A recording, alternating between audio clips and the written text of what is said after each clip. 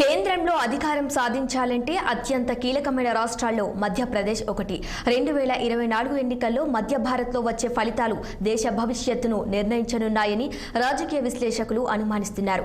ఉత్తర భారతంలో తనకు తిరుగులేదని బీజేపీ విశ్వాసం కాగా, దక్షిణ భారతంపై కాంగ్రెస్ ఇండియా కూటమి ఆశలు పెట్టుకుంది. క్షేత్రస్థాయిలో పరిస్థితులు ఎలా ఉన్నా ఇంతవరకు జరిగిన ఎన్నికల ఫలితాలను పరిశీలిస్తే ఇలాంటి అభిప్రాయమే కలుగుతుంది.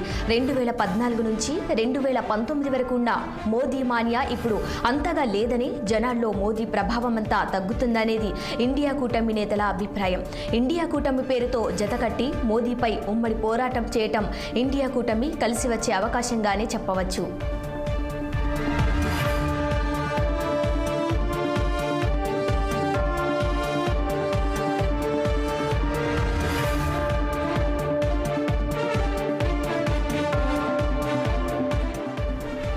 ఈసారి ఉత్తరప్రదేశ్, ఢిల్లీ, పంజాబ్, హర్యానా, బీహార్, వెస్ట్ బెంగాల్లో బీజేపీకి ఎదురీత తప్పదనే అభిప్రాయం వినిపిస్తోంది. అయోధ్యలో రామాలయ నిర్మాణ ప్రభావం కూడా ఓటర్లపై ఆశించినంత లేనట్లు బీజేపీ వర్గాలే చెబుతున్నాయి. ఇక దక్షిణాది విషయానికి వస్తే, కర్ణాటకలో గత ఎన్నికల్లో 24 సీట్లు గెలుచుకున్న బీజేపీ ఈసారి ఆ రాష్ట్రంలో అధికారం కోల్పోయింది. ఇలాంటి పరిస్థితుల్లో బీజేపీ కర్ణాటకలో ఎన్ని సీట్లు నిలుపుకోగలుగుతుందనే ప్రశ్న. ఇక మధ్యప్రదేశ్ విషయానికి వస్తే, ఆ రాష్ట్రంలో బీజేపీ తిరుగులేని శక్తిగా ఎదిగింది.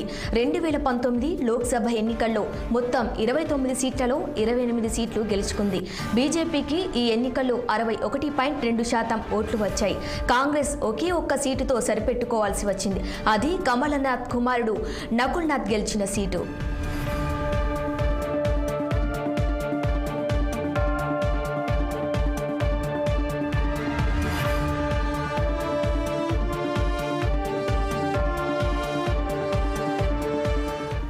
రెండు 2019 అసెంబ్లీ ఎన్నికల్లో స్వల్ప మెజార్టీతో గెలిచి అధికారం చేపట్టిన కాంగ్రెస్ను చీల్చి బీజేపీ అధికారం చేపట్టింది.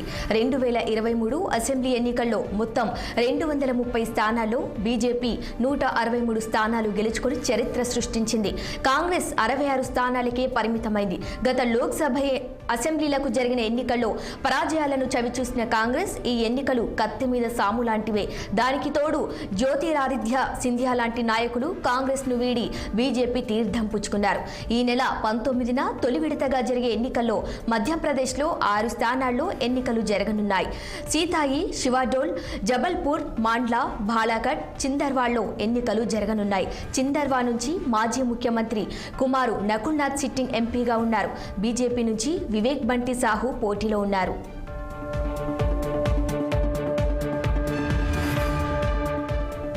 ఇదిలా ఉండగా బీజేపీలో మోదీ హవా కొనసాగుతుందని స్పష్టంగా కనిపిస్తూనే ఉంది. అందుకు నిదర్శనం 2019, 2023 ఎన్నికలే.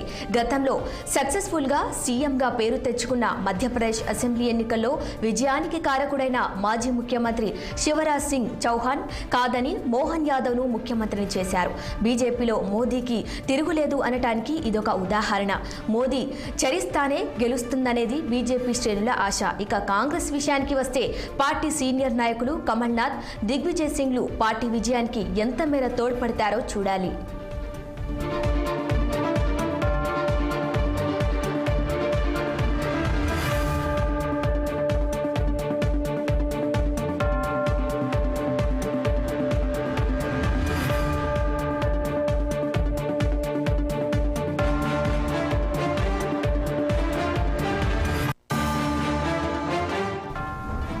మోదీ హయాంలో ధరల పెరుగుదల, దేశంలో పెరిగిన నిరుద్యోగం వల్ల యువత బీజేపీపై అసంతృప్తిగా ఉన్నారనేది కాంగ్రెస్ ఆశ. దీనికి తోడు సైన్యంలో తాత్కాలిక నియామకాల వల్ల యువత అసహనంగా ఉన్నారని కాంగ్రెస్ భావిస్తోంది. రాహుల్ భారత్ జోడో యాత్రలో కాంగ్రెస్ పార్టీ పట్ల ప్రజల్లో సానుకూలత ఏర్పడిందనేది కాంగ్రెస్ విశ్వాసం. ఏది ఏమైనా 2024 లోక్సభ ఎన్నికల ఫలితాలపై మధ్యప్రదేశ్ ఫలితాల ప్రభావం ఉంటుందనేది విస్పష్టంగా కనిపిస్తుంది.